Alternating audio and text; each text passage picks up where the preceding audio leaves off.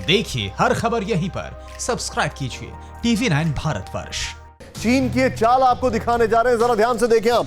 एक एक चीज मैं आपको बता रहा हूं, जरा समझे। यहां पर यह साइबर वॉरफेयर है। चीन की सरकार ने लागू की नई इंटरनेट पॉलिसी, क्योंकि भारत और अमेरिका दोनों कस रहे हैं चीन को। खैर, नेक्स्ट चेंज करें। अब भारत में 59 ऐप्स बैन करने के बाद चीन की नई चाल है, और नई चाल में क्या क्या है वो आपको दिखाते हैं। जरा चेंज ओवर करें। टिकटॉक पर दुनिया को गुमराह कर रहा है चीनी मीडिया, टिकटॉक पर। नेक्स्ट चेंज ओवर करें। दावा है कि टिकटॉक अब भारत में टिकटॉक प्रो के रूप में, यह दावा किया जा रहा है कि टिकटॉक भारत में अब टिकटॉक प्रो के रूप में। चेंज ओवर करें। यह इस वक्त की बड़ी इंटरेस्टिंग है। चीन ने ऐप स्टोर से हटाए 4500 गेमिंग एप्स हटा दिए हैं, यानी कि एक और स्ट्रैटेजी है। चेंज ओवर करें। नेक्स्ट, व्हाट्सएप SMS के जरिए दे रहा है गलत संदेश, यह चीन की स्ट्रैटेजी है। हालांकि आपको बताना चाहूंगा कि चीन में कौन कौन सी चीजें बैन है। फेसबुक बैन है, व्हाट्सएप बैन है, ये सारी चीजें बैन है। लेकिन सीधे चलता हूं, पवन दुग्गल जी मेरे साथ है। पवन सर, वेलकम। मैं आपसे जानना चाहूंगा सर, ये एक और वॉरफेयर है, और यही ग्राफिक्स जरा प्ले करिएगा सर। ये एक और वॉरफेयर में हम क्या देख रहे हैं कि अब चीन साइबर हमले कर रहा है, साइबर वॉरफेयर कर रहा है, और उसको अपनी जो ये दूसरी दुनिया है इसमें पोजीशन कम होते हुए उसको कंसोलिडेट करने की कोशिश कर रहा है। देखिए, चीन समझ गया है कि ये पूरी वॉरफेयर के अलग अलग स्टेजेस हैं, और वो स्टेजेस को अपने ओन टर्म्स पर प्ले करना चाहता है। उसके 59 ऐप यहाँ से बंद हुए, तो उसने कहा चलिए कोई बात नहीं, मैं आपके मार्केट को फ्लड करूंगा नए नए प्रकार के प्रोग्राम से। तो देखिए, टिकटॉक तो बैन हो गया, लेकिन टिकटॉक प्रो जैसा कोई नया ऐप दोबारा आने वाला है। तो हर वक्त जब ये वैक्यूम आएगा, उस वैक्यूम को फुलफिल करने के लिए चीन नए प्रकार के या नए अवतार के एप्स भारत में टारगेट करेगा, ताकि कहीं ना कहीं भारतीय जो जनमानस है उनकी मानसिकता पर वो प्रभाव डाल सके। तो ये तो साइकोलॉजिकल वॉरफेयर की कहानी होगी। साथ ही साथ हम देखेंगे कि साइबर वॉरफेयर के पैमाने बहुत बड़े आयाम पर आ जाएंगे। क्यों?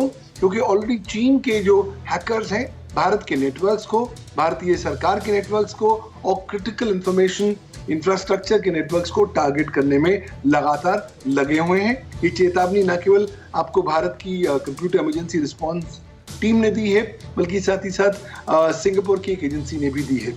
तो हमें एक राष्ट्र होने के नाते इस प्रकार के साइबर आक्रमणों या हमलों के लिए पूरी तरीके से तैयार होना पड़ेगा। अपनी साइबर सुरक्षा को सबल रूप से सुरक्षित करना पड़ेगा, और विभिन्न स्टेक होल्डर्स को जागरूक बनाना पड़ेगा कि जब जब ये आक्रमण होता है तब तब हमें क्या क्या करने की आवश्यकता है। और ये जो वैक्यूम आ गया है हमारे ऐप स्पेस में, जिसमें अब ये टिकटॉक प्रो आएंगे, नए नए प्रकार के और ऐप्स आएंगे, वो जैसे जैसे आपके घर में घुसने का प्रयास करें, आपको अपने घर के दरवाजे वहां बंद करने होंगे। इन नए ऐप्स को भी तुरंत भारतीय सरकार को ब्लॉक करना पड़ेगा। भाई, एक बार क्यों तकलीफ आ रही है इतनी चीन को? इसलिए आ रही है क्योंकि उनके यहाँ से जो स्ट्रीम जा रही थी, भारत के हर जो मोबाइल फोन था उसके अंदर चाइनीज ऐप्स थे, वो जासूसी का काम कर रहे थे। और सर, लेकिन पवन जी मुझे एक चीज समझाइए, भारत से हम लोग जब बात कर रहे हैं चीनी ऐप की, तो कई लोगों के पास चाइनीज मोबाइल फोन्स भी हैं, वो अपने आप में कितना बड़ा थ्रेट है सर? देखिए, ऐप्स तो केवल एक अध्याय है पूरी किताब के, और अध्यायों पर भी आपको ध्यान लगाना पड़ेगा। और चाइनीज फोन दूसरे अध्याय हैं जो लगातार जासूसी कर रहे हैं आपके डेटा की। आपके डेटा को आपकी इजाजत के बगैर चीन भेज रहे हैं, और एक बार डेटा चीन चले जाए तो चीन के राष्ट्रीय साइबर सुरक्षा कानून के अधीन सरकार ये तमाम सारी जानकारी सर्विस प्रोवाइडर से मांग सकती है, और फिर उसका विश्लेषण कर सकती है, और उसके जो बिंदु निकल के आते हैं उसका इस्तेमाल भारत के बरखिलाफ कर सकती है। भारत में आज जो CCTV कैमराज लगे हुए हैं, चाहे वो सरकारी अफसरों में हो, प्राइवेट सेक्टर में हो, वो अधिकांश चाइनीज कंपनीज के हैं, और उनका आउटपुट चाइना जा रहा है।